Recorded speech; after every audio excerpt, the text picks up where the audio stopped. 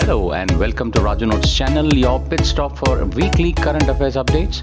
The updates tailor-made for students taking all kinds of competitive exams like UPSC, civils, defense and placement interviews. Please subscribe to the channel and stay updated every Sunday.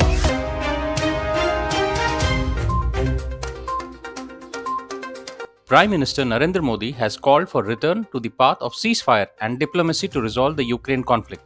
He said the need of the hour is to show concrete and collective resolve to ensure peace, harmony, and security in the world. Mr. Modi stated this while addressing the first working session of G20 on the issue of food and energy security in Bali, Indonesia. He said climate change, COVID-19 pandemic, the developments in the Ukraine and the global problems associated with it caused havoc in the world and the global supply chain are in ruins. He added that the onus of creating a new world order for the post-COVID period lies on our shoulder.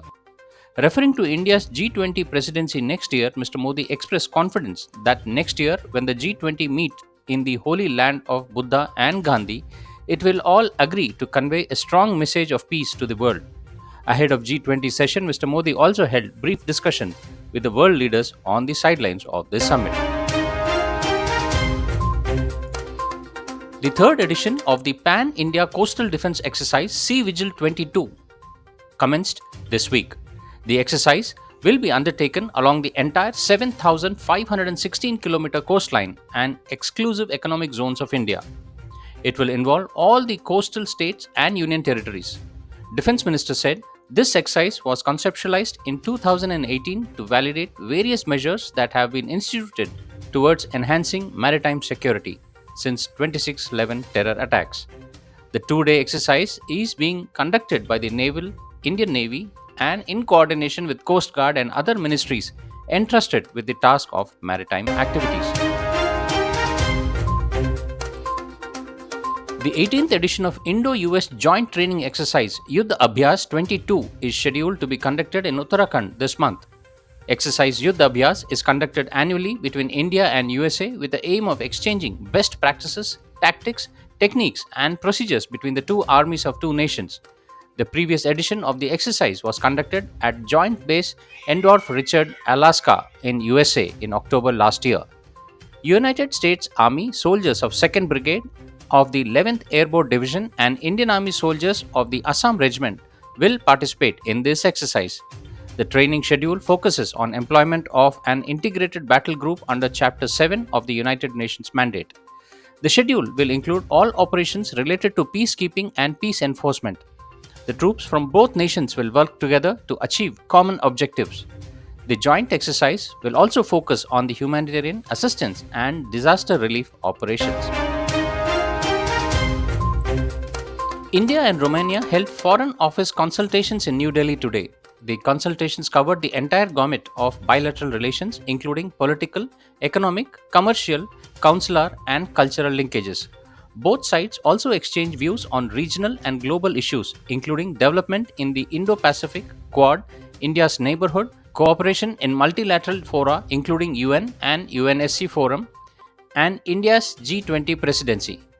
The Indian side was led by Joint Secretary in the Ministry of External Affairs, Arun Kumar Sahu. It is pertinent to note that India and Romania share deep historical and cultural linkages. As both countries celebrate 75 years of domestic relationship in 2023, the consultations provided an opportunity to review bilateral engagements and exchange of views on regional and international issues of mutual interest. Youth Affairs and Sports Ministry has announced the National Sports Award 2022. The awardees will receive their awards from the President of India at Rashtrapati Bhavan on 30th of this month. Table tennis player Sharat Kamal Anchata has been chosen for Major Dhyan Chand Khel Ratna Award. Arjuna Awards will be given to 25 sportspersons including Seema Punia, Lakshya Sen, Nikat Zareen, Pragnananda, Deep Grace Eka, Sushila Devi, Sagar Kailasa, Olankar, Om Prakash, Mithalwar, Vikas Thakur, Manasi Girish Chandra Joshi, amongst others. 5 coaches have been chosen for Dronacharya Awards in the regular category and 3 coaches in their lifetime category. Major Dhyan Chand Award for Lifetime Achievement in Sports and Games will be given to 4 sports stars, including Ashwini Akkunji, Dharamveer Singh, VC Suresh, and Nir Bahadur Gurung. Three entities, including Transtandia Enterprises Private Limited, Kalinga Institute of Industrial Technology, and Ladakh Ski and Snowboarding Association, have been recommended for Rashtriya Khel Protsahan Puraskar. The Indian Army has set up 3D printed permanent defenses, also called as bunkers, at an line of actual control in eastern Ladakh. The bunkers can withstand blast and a tank fire. It can be erected within 36 to 48 hours and can be moved from one place to another. Indian Army's Engineer-in-Chief, Lieutenant General Harpal Singh said they have been trial tested against a range of weapons. Pakistan's port city Gwadar has been swept by massive protests, with protesters threatening to block China-Pakistan Economic Corridor, that is CPEC, if their demands are not met by November 20.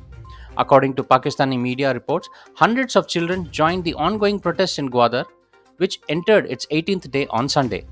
The protesters are also threatening to block the CPEC projects if their demand, which includes banning illegal trawling in Gwadar and eliminating unnecessary checkpoints among the several other issues, are not met within a week. Meanwhile, China has tried to downplay these Pakistani media reports of protest against the CPEC project in Gwadar, amid growing concern about the security of hundreds of Chinese personnel working in Pakistan.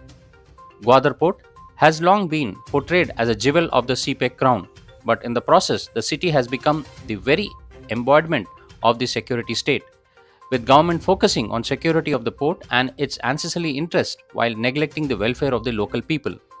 A large number of local fishermen also complain that Pakistani government has issued licenses to Chinese trawlers to fish in the waters of Balochistan's coast, further squeezing their livelihoods.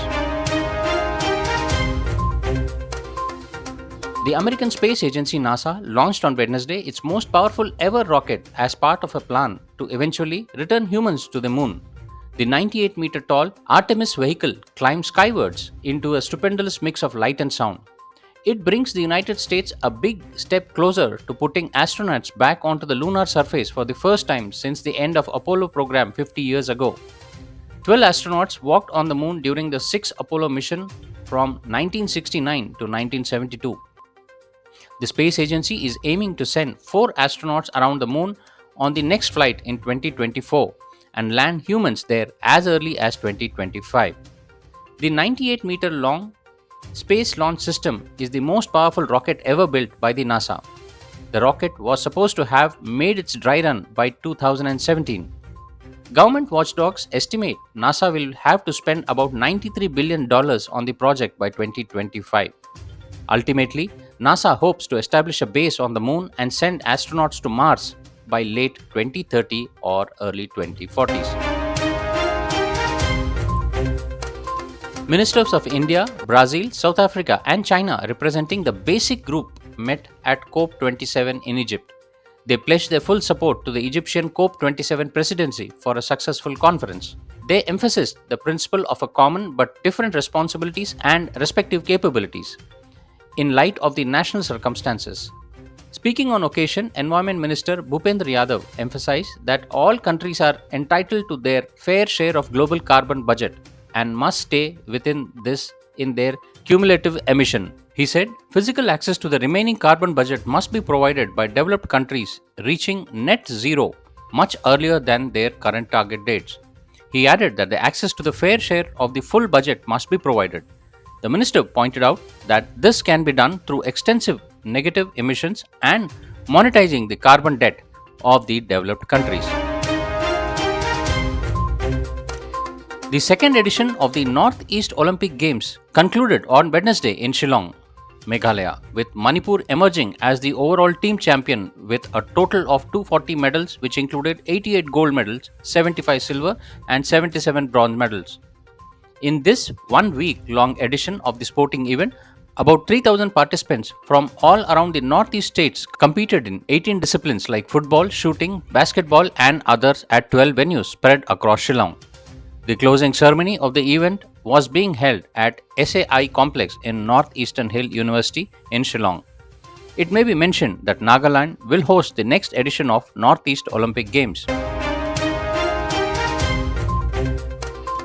Sandhya Devanathan has been appointed as the head of the Facebook parent Meta, the social media giant said on Thursday.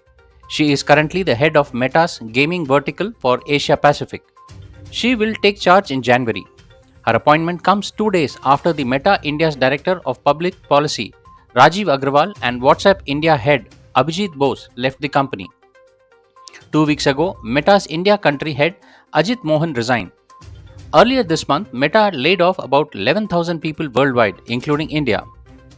Sandhya Devanathan takes the top job at Meta, India, after spending close to 3 years in the company. This is her second stint at Meta. Prior to joining Meta in April 2020, she was board member at the Pepper Financial Service Groups in Singapore's National Library Board. In her 2 decades career, she has an earlier stint at Meta in Singapore, where she was the country's managing director for Singapore and the business head for Vietnam. In her career spanning over 2 decades, Devanathan spent close to 10 years at Citibank in various roles. Following this, she joined Standard Chartered Bank, where she spent another 6 years. Her last role at Standard Chartered was of managing director for retail banking and payment products in Singapore. India and Australia convened their fifth bilateral cyber policy dialogue on Thursday in New Delhi. The cyber policy dialogue was held under the auspices of India-Australia Framework Arrangement on Cyber and Cyber-Enabled Critical Technology Cooperation Plan of Action 2020-2025 for a comprehensive and a deeper cyber cooperation. The cyber policy dialogue provides a bilateral platform to discuss a range of high-profile issues of mutual interest. Discussions at this dialogue include strategic priorities, cyber threat assessments, next-generation telecom including 5G technology capacity, and the cooperation in Indo-Pacific region, and the latest developments in cyber at the United Nations. Both countries will jointly conduct a cyber boot camp as well as a cyber and a tech policy exchange in collaboration with Indo-Pacific partners. The 6th India-Australia Cyber Policy Dialogue will be held next year in India. The Saudi Arabia on Saturday announced that it will be exempting Indian nationals from submitting a police clearance certificate, also known as PCC, to obtain a visa to travel to the country. Saudi Arabia announced the decision citing strong relations and strategic partnership between the Kingdom of Saudi Arabia and Republic of India. Notably, more than 2 million Indians live in Saudi Arabia. Vikram S, India's first privately developed rocket, successfully lifted off from the space port in Sriharikota today, marking the foray of private sector in the country's space industry. Dominated by ISRO for decades, developed by Skyroot Aerospace, a 4-year-old startup based in Hyderabad, the rocket was launched with support from ISRO and InSpace, that is, Indian National Space Program and Authorization Center. The rocket carried 3 payloads built by Andhra-based N-Space Tech India, Chennai-based startup Space Kids, and Armenian Bazoom Q Space Research Lab. Vikram S soared to an altitude of 89.5 kilometers after its launch and met all the parameters. Developed by 200 engineer team with a record time of 2 years, Vikram S is powered by solid fueled propulsion, cutting-edge avionics, and a carbon fiber core structure.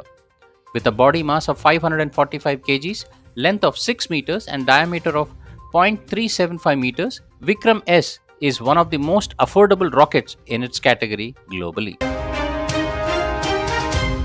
In a key step to boost connectivity in Northeast, Prime Minister Narendra Modi inaugurated the first greenfield airport in Arunachal Pradesh, Donyai Polo, in Itanagar today. A government press release stated that the airport's name reflects the age-old indigenous reverence to the sun god Donyai and the moon Polo in Arunachal Pradesh. Developed at a cost of more than 640 crores, during the peak hours, the Doni Polo airport can accommodate up to 300 passengers and has 8 check-in counters. The airport is designed to accommodate Airbus 320 and Boeing 747 operations. It is located only 15 kilometers from Itanagar, the state capital of Arunachal Pradesh.